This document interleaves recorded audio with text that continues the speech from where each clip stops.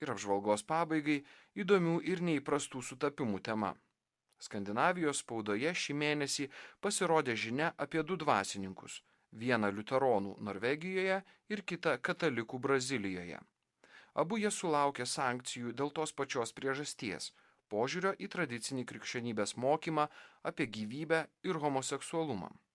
Nacionalinis Danijos dienraštis Berlingske Tidende gegužės pradžioje paskelbė agentūros Reuters žinutę apie itin populiarų brazilų katalikų kunigą Robertą Danielį, kuris tiek internete, tiek žiniasklaidoje jau kurį laiką skelbė pritarimą tos pačios lyties asmenų santuokoms, ragino naujai vertinti santuoką ir pripažinti, kad pavyzdžiui, nesantuokinis vieno sutuoktinio ryšys su trečiu asmeniu, neprieštaraujant kitam sutuoktiniui, nepažeidžiąs santuokinės ištikimybės. Už šias ir kitas idėjas prieštaraujančias katalikų mokymui ir žeidžiančias bažnyčios bendruomenę kunigas buvo ekskomunikuotas. Dienraštyje rašoma, kad sulaukęs tokios žinios kunigas Danielis savo Facebooko profilyje paskelbė esąs pagerbtas, galėdamas papildyti ilgą sąrašą žmonių, kurie buvo žudomi, deginami, gyvi už tai, kad mąstė ir siekė pažinimo.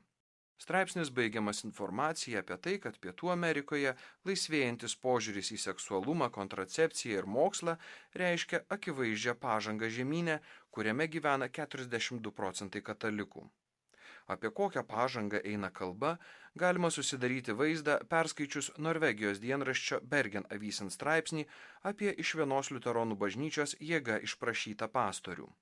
Pasirodo, kad tą gegužės dieną pamaldomis Bergeno Šventojo Jono liuteronų bažnyčioje buvo iškilmingai pradėtos vaivorykštės dienos. Vienas iš didžiausių šiame Norvegijos regione renginių gėjams, lesbietėms, transseksualams ir biseksualams. Vos pamaldoms prasidėjus į bažnyčią įžengė ir prie altoriaus atsiklaupė liuteronų dvasininko rūbus dėvintis ir ant jų geltoną saugaus eismo liemenę apsivilkęs vyras.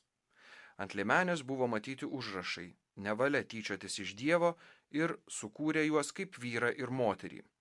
Tas žmogus buvo pastorius Peras Körneris, prieš 4 metus pagarsėjęs Norvegijoje savo kova už negimusios gyvybės apsaugą, o dar anksčiau netekęs darbo Norvegijos liuteronų bažnyčioje. Šį kartą iš bažnyčios jį nešte išnešė keli parapijos darbuotojai. Bergeno dienraštis apklausęs pasipiktinusius įvykio liudininkus paskelbė ir pastoriaus Körnerio komentarą. Norėjau parodyti jiems, kad nedera Dievo namuose propaguoti nuodėmės. Norėjau, kad jie nusigręžtų nuo nuodėmės, apsaugoti juos, nes tai, ką jie daro, yra nuodėmė.